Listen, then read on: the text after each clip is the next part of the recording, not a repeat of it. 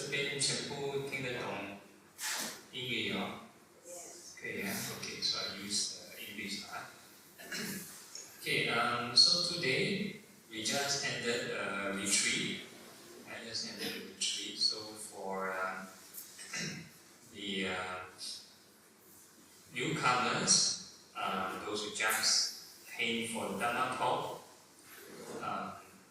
just curious. How many of you, let's say, are interested in the topic of karma? Karma, okay. Alright, yeah. Because somebody suggested karma. Okay, so I'll talk about karma. Because karma is one of the essential concepts in Buddhism. Karma is an essential concept. I think karma, most people should roughly know. It's quite popularized also in the West. We reap what we sow. So karma is also in the dictionary. You check the English dictionary. Karma is there, so it's the official English word, karma. But they use the Sanskrit version, K-A-R-M-A, karma. Whereas the Pali is K-A-M-M-A. K-A-M-M-A, so karma. So in Theravada Buddhism, we normally refer to two suttas, both on karma. One is the smaller discourse on karma, and one is the greater discourse on karma. So there are many belief systems out there. Many belief systems. Some believe that life is predestined. You can't change anything. You can't change anything. It's set this course, so you just wait for things to happen. Some is fate, destiny. Some people read this fortune. Right? How many of you do fortune? Go for fortune reading? Nobody. How about reading horoscope? Horoscope, no, also. Your zodiac sign, and will tell you what will happen this year. Ever? Okay. Yeah, so now never, okay. Or practicing Buddhist, okay. Yeah, so in Buddhism we believe karma is cause and effect. We can change our so-called destiny, and every moment is changing. And so I'm going to introduce you a few concepts, starting from very mundane kinds of karma. So we use the shorter discourse of karma. So everybody, especially if you're a lay person, you want to have good health. Who wants to have good health? Yeah, so you want to have good health, right? You want to be wealthy, right? Want to be wealthy? Nobody. Wealthy. Want to live long? Okay. Who wants to be respected? Be respected. And who wants to be intelligent or wise? Yes. Okay. So you want all this. So this particular sutta talks about how to achieve all this. So there are causes that you can do to achieve all this. And so first one is this health and longevity. So the Buddha mentioned why some people are born always lots of sickness. Because the past life you want to get kidney, torture, okay? Yeah, quite close. So the past life, because they harmed somebody before, or something before, because they cause harm, cause injury, so that the current life or the karma ripen, you manifest as illness, sickness. And so if a person is born with short life. Short life. Anybody know what's the cause? Killing. Well, you all know already. I haven't teach you. Okay, so yeah, you all know. Okay, so because of killing, that's why a person ends up with short life. Yeah, that's the cause. So if you want to be healthy, what do you want to do?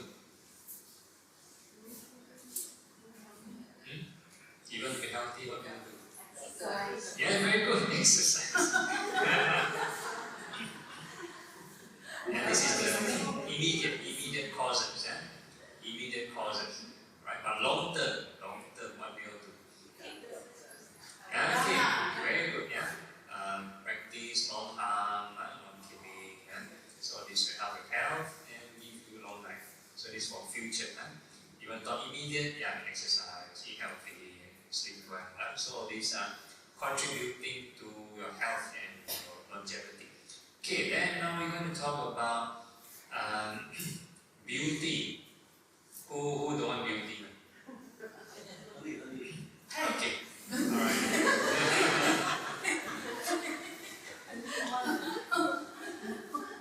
So there is causes for beauty. Anybody know? Okay. Yes. So actually this is found more in Mahayana Buddhism.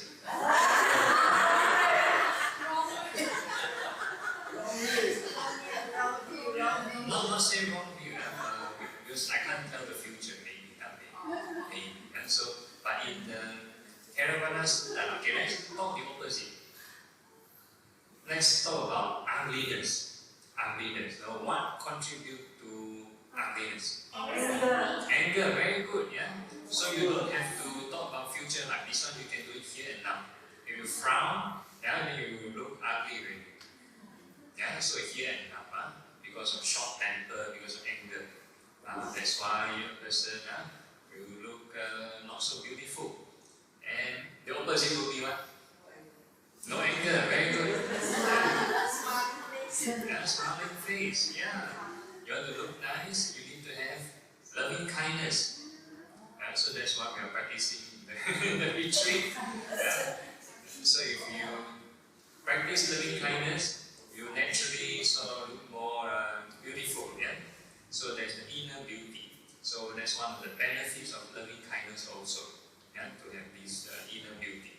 All right. And next one we talk about wealth. Wealth. A lot of people here don't want to just quickly. Okay, you all know that. Yeah. Doing dana. So this is actually being widely promoted. A lot of temples, a lot of institutions, a lot of other religions also, they talk about this. You want to be wealthy, you want to prosper, you must give. So this is standard, quite universal. So anybody know what kind of wealth does it produce? If you give, your account should be lesser, common sense, right? Common sense, right? Who do accounting? I mean basic accounting, right? If you give, your asset will be lesser, correct? Alright, so that is the immediate sort of what you can see. But what happened inside the mind? If you give, what's the state of mind in practice? Okay? Joy, happy, giving, okay? Okay, so the immediate karma, the immediate wealth is the inner wealth. Inner wealth. And it talks about being less selfish.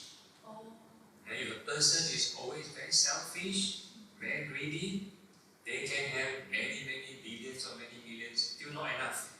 They want some more because very greedy. And so the perspective is one thing. Yeah? The user, the state of mind is one thing. What you have externally is another thing.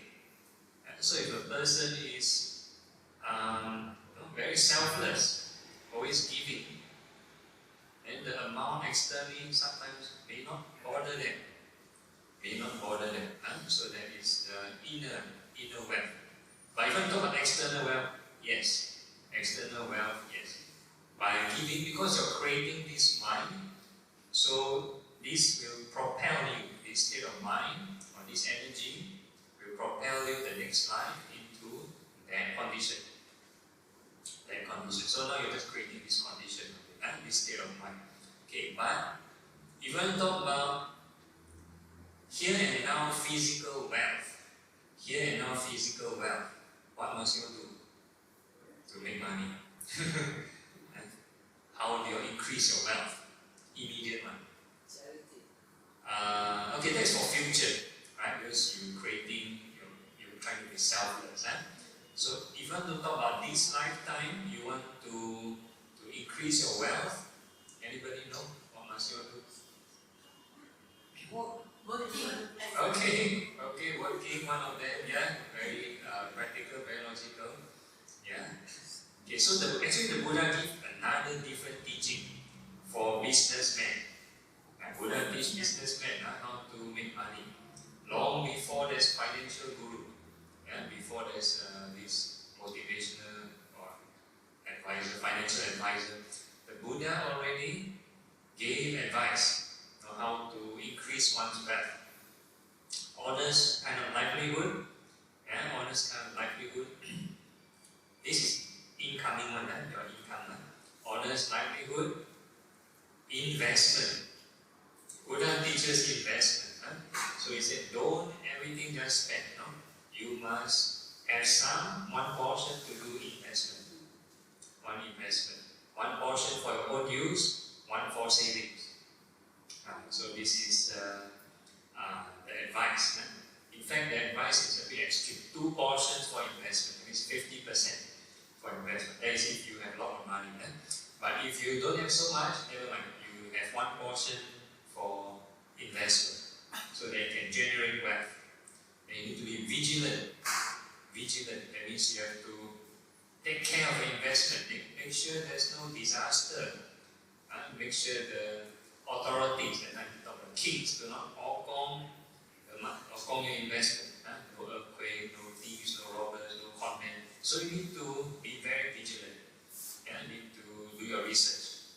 So that's investment. Okay, and also we talk about expenditure.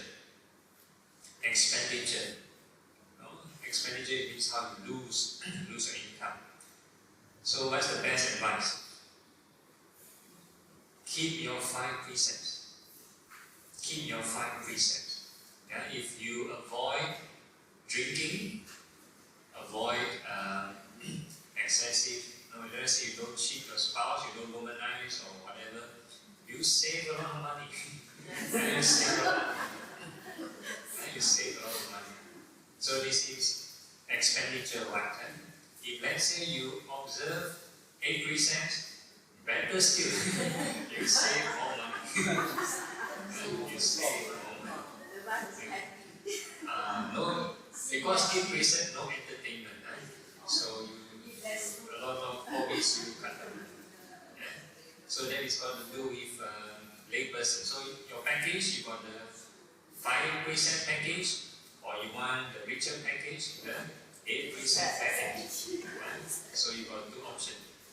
So this is the financial package for you. But never mind. So this is your expenditure. And also the Buddha talked about avoid a lot of vices, evil friends, avoid gambling, all this kind of thing. So if you avoid unwholesome company, naturally you won't be tempted to join them, to gamble, or to drink. So this is, make sure you have good friends. So you have to make sure you have good friends who come here and see. All these people don't do hanky-panky one. So this is the wholesome friends, make wholesome friends, kalyana mitas. So this is important. So you have the material side, you make money, and you have the spiritual side. That means among the spiritual friends, you talk about Dhamma-related thing, you keep your precepts, and then once in a while you practice meditation, do chanting. So this is balance, we call work-life balance. Because if a person make too much money and totally don't care about spirituality, what will happen? Finish all the money. In the inner wealth very poor. Inside feel very empty, very lost, very upset.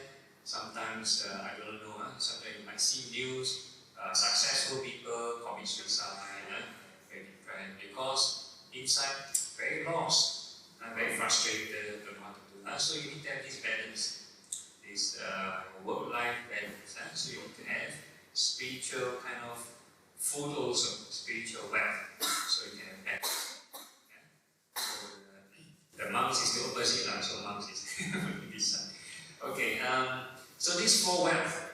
Then next one we talk about, then we cover what? Wealth. And the next one is popularity, respect. Who wants, everybody wants respect, right? So, what's the cause for being disrespected? Anybody know? What's the cause? Cheating. Okay, any other suggestions?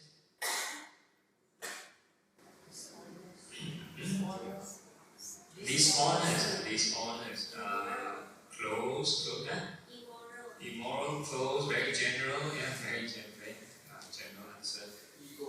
Ego, okay, that's very close to mark, very close.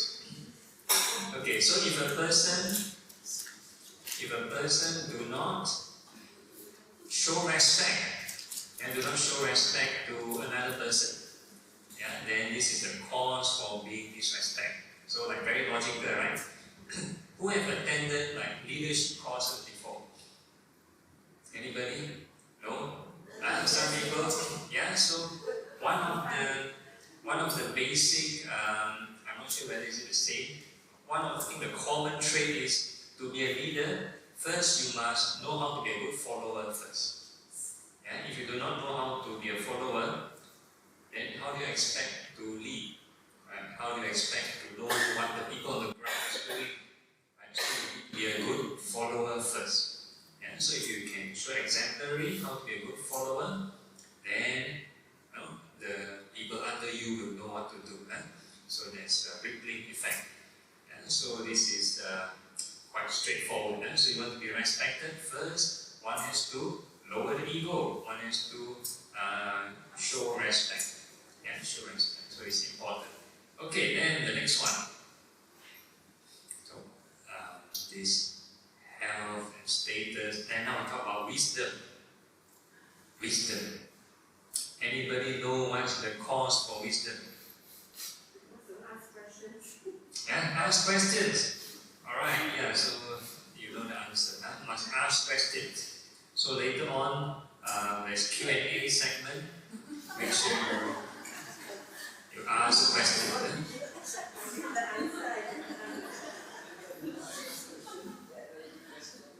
Make sure you ask questions later. So the question you ask to reap maximum benefit. The question you ask, you need to think through the question first. You need to think, how does it benefit yourself and others? So by doing this, you're exercising wisdom.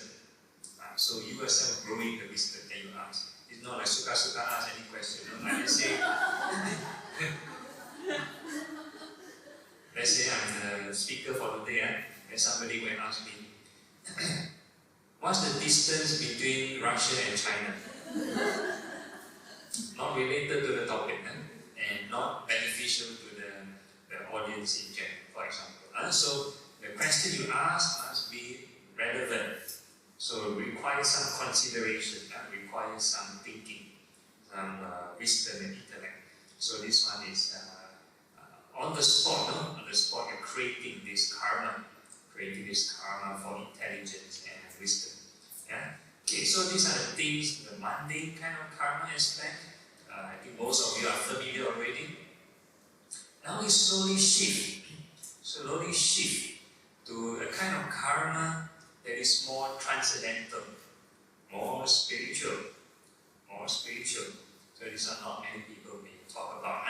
Okay, so karma can be classified into three kinds.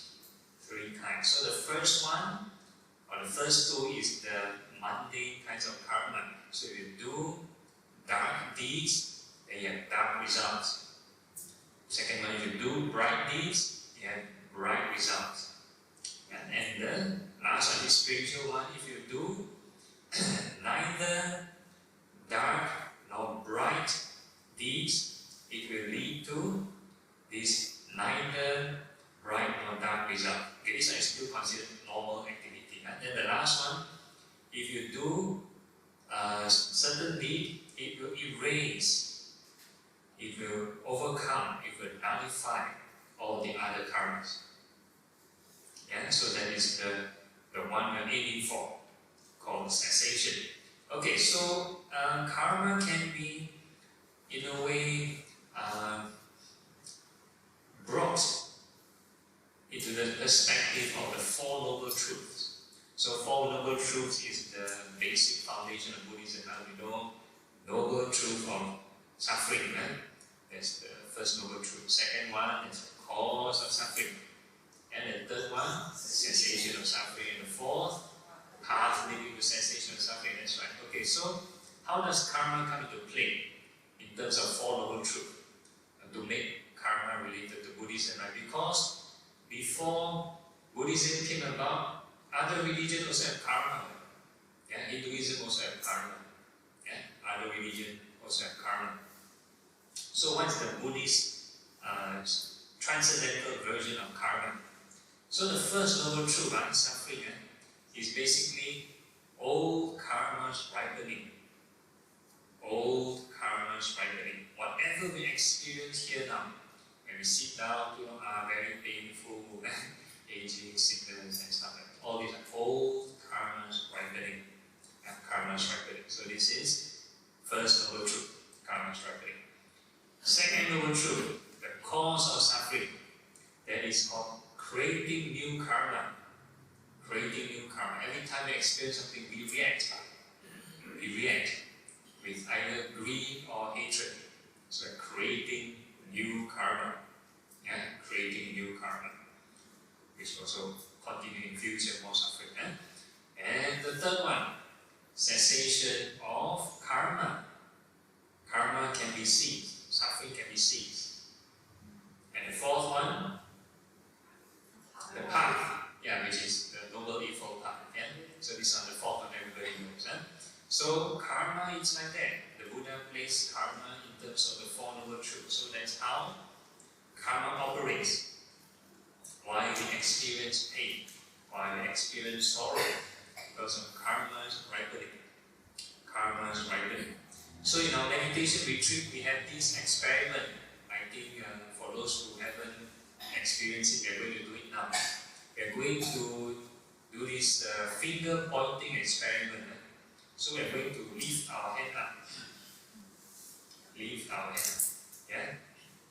So we are going to let our mind be like freestyle, relaxed, neutral. Do not purposely direct in any way. Do not restrict in any way. And I need you to be like a GPS tracker. GPS tracker for your attention. So now you are going to point. Every moment keep track. Where's the location of your attention now? Is it forever here? Point, where's your attention now? Every moment, where is it now?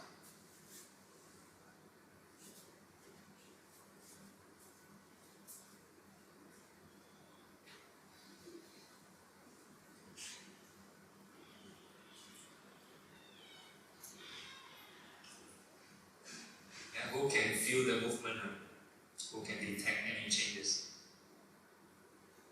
And so if you can detect movement, means every moment that is karma's ripening. And you don't choose for it to pay attention there. It just, it sort of want you to experience this. So there's karma's ripening. And so likewise, when you sit down, here pain, there pain, here nice, there nice, it's due to karma's ripening. And we call this karmic formation or mental formation. And that is the fourth everyday. Out of our five everydays. Why the one choose to run here and then? There's karma ripening. Karma ripening. He wants you to pay attention to this, he wants you to experience this, want to experience this. So every moment, something for you to experience. All karma's ripening. Something for you to experience. All karma's ripening. All karma's ripening. Yeah? So this is Dharma here and now. Yeah, Dharma here. You don't have to wait for next life to experience. So every moment this is here and now. And so this one, if you want to transcend, want to overcome, then you must practice this Noble Eightfold Path. It's every moment you need to generate right thought, yeah, to good thoughts, and loving kindness, thoughts of non-greed, non-hatred. Every moment we call this right effort. Right effort, and then you have all the rest, once you keep on doing it. So that's the, I will go through the Noble Eightfold Path very well. So that's the Four Noble Truth Karma version. And how does karma work in terms of rebirth and next life? Who is interested to know karma with regards to future birth and stuff like that? Yeah. Okay. So we already covered the here and now workings of karma. So karma have different priorities in terms of taking effect. Different priorities. So the first priority is called very heavy karma. Heavy karma. So heavy karma can be heavy good karma, heavy bad karma. Yeah, heavy good karma, heavy bad karma. So the good karma part is if a person, let's say, they practice some form of concentration, let's say they have any jhana, so that's part of heavy karma, or if they attain any realization, so that's even better than the jhanas. And so any realization, stream entry onwards, all the way to enlightenment. So that's very good heavy karma. Very good heavy karma. Yeah. So that is for heavy karma part. And then we have the bad heavy karma. Bad heavy karma. Have you heard of the 5 heinous crimes? Heard before? 5 heinous crimes. Some of you heard before. Huh? Some of you never heard before. Okay, so there are actually 6 heinous crimes. 6 things if a person do is confirmed so heavy and so bad, confirmed is go to hell. Confirmed to hell. Yeah. So some of you mentioned a few things: killing one's father, killing mother, kill the Arahant, injure the Buddha, cause a schism. Yeah, cause a schism in the Sangha. So number 4 and 5, you all don't have to worry. Number 4, the Buddha not around. Number 5, it is believed only a Sangha can create a schism in the Sangha. So layperson, you all don't have to worry. So only worry about the first 3 things. Yeah? But actually, if you practice your precepts well, you don't have to worry at all. Yeah, so your precept is your protector. You help you. So definitely block out these options. So don't have to worry. Heavy bad karma. No more heavy bad karma for you. And the next one is this we call habitual karma. Habitual karma. I forgot to mention the 6th one. Yeah? The heavy bad karma. The 6th one is pernicious wrong view. Pernicious wrong view. The person very stubborn wrong view. Very hard to change. So that one also will result in to the hell.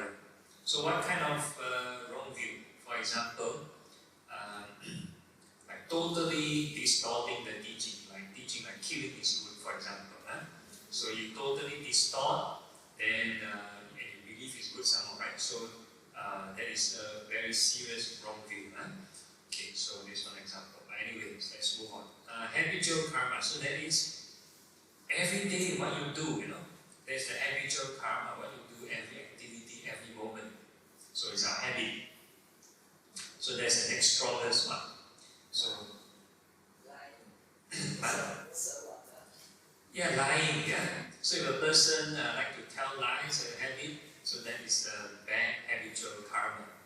Yeah, bad habitual karma. So we try to cultivate good habits all the time.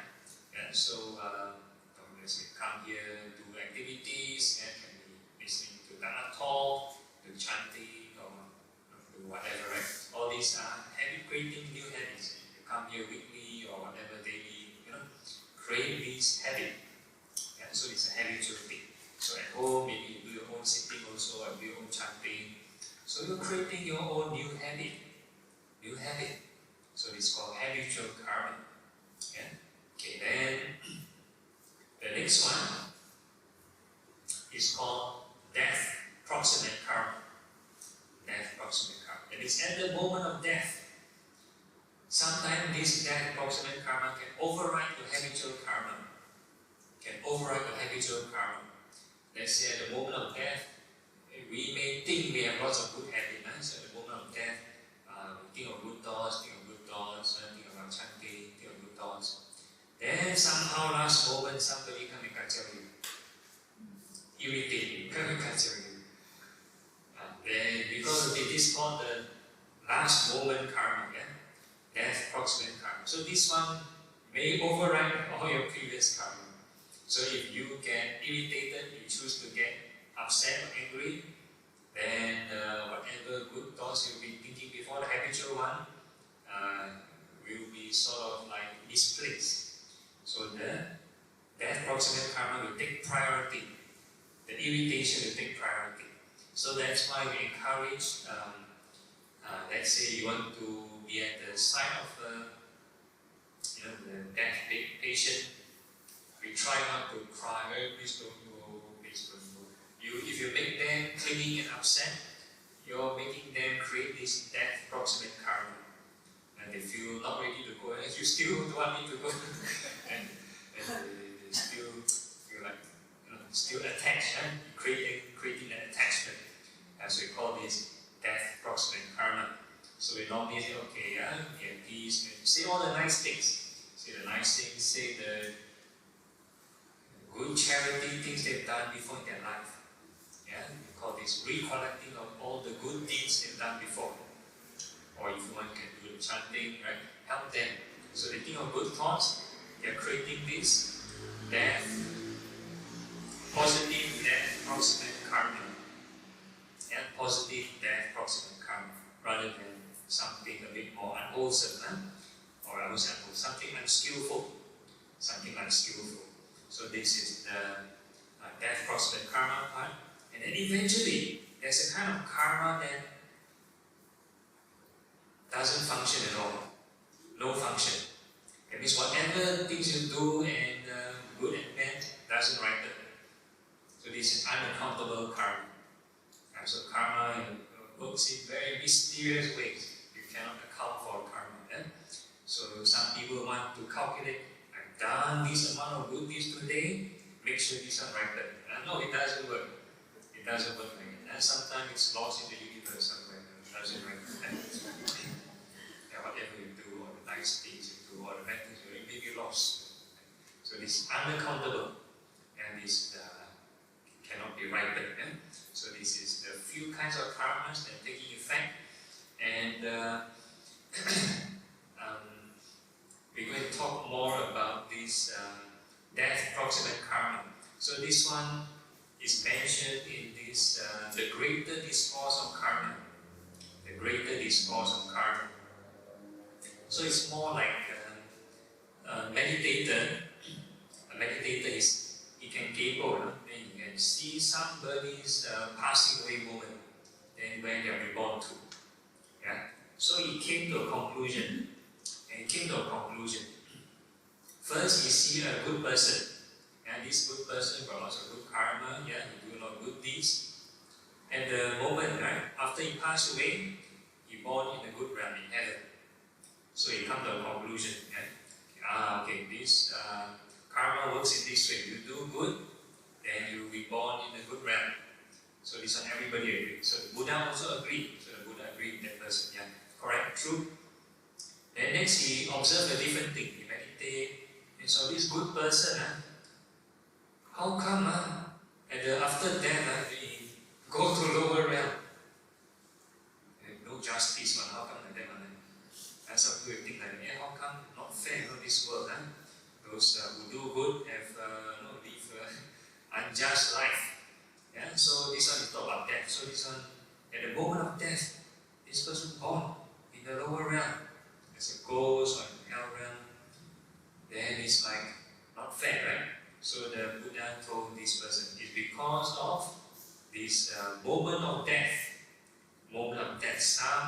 unskillful thought appear. Some unskillful thought appear. That's why temporarily born in that lower realm. And because generally the person has good karma, lots of good karma, so that unskillful bad karma is just for a while. It ripen. Once it's gone, then you'll be reborn up again in a better realm. So this is the death proximate karma. And vice versa. You saw this person do lots of these bad karma, like unwholesome person. So at the moment of death, born in lower realm. So this one, everybody agree. Everybody agree. And then you saw this other bad person. At the moment of death, born to this good realm, go to heaven. Then you think again, like that, not fair one. And you play cheat. Play cheat is it? And die already, go heaven, this bad person, go heaven. So this is where the death proximate karma comes in again. So that is why the deathbed chanting types, deathbed kind of conversation. Some people say deathbed conversion. The last moment thought is very important. You think of good things, so it will help the person. So you go to this heavenly realm. And somehow, the heavenly realm, the heavenly beings, the lifespan is very long. Very long.